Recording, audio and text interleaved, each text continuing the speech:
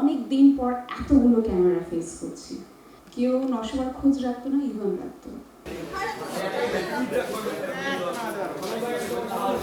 ভালো আছেন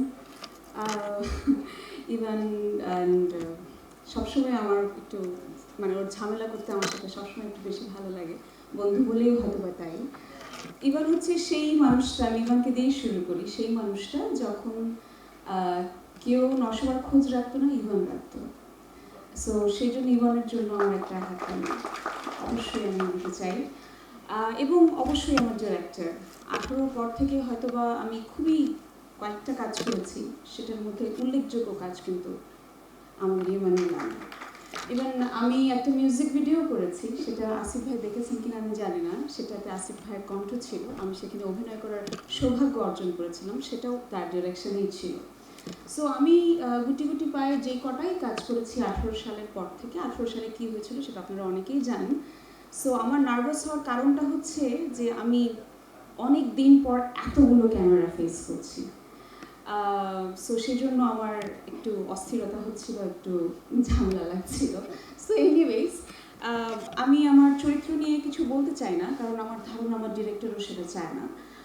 বাট আমি এতটুকু বলতে পারি যে আমি ইয়ামানের প্রতি এতখানি আস্থা রাখি, মানে ও আমাকে বলেছে, আমি আসলে আর কিছুই বলিনি, আমার জাস্ট মনে হচ্ছে যে না আমি এটাই করবো, ও আমাকে যেভাবে বলবে আমি সেটাই করবো। সো আমি সেইভাবেই পথটা চলেছি। আমি সবসময় চেষ্টা করি আমার ডিরেক্টর যেভাবে আমাকে দেখতে চায় সেটাই চেষ্টা করেছি।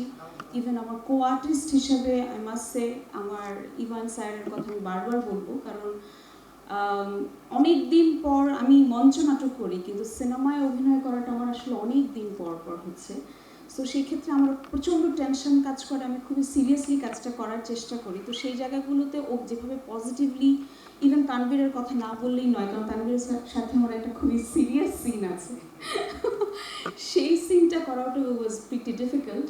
সো এটাই বলতে চাই যে, এবং ঝামেলা টিমের সাথে আমার কোনো ঝামেলা হয় নাই, আমি খুবই আনন্দ নিয়ে কাজটা করেছি, আনন্দ নিয়ে এখানে দাঁড়িয়ে আছি, এবং যে সম্মানটুকু আমি পেয়েছি সেটার জন্য আমি পুরো টিমের কাছে ভীষণভাবে কৃতজ্ঞ। Thank you.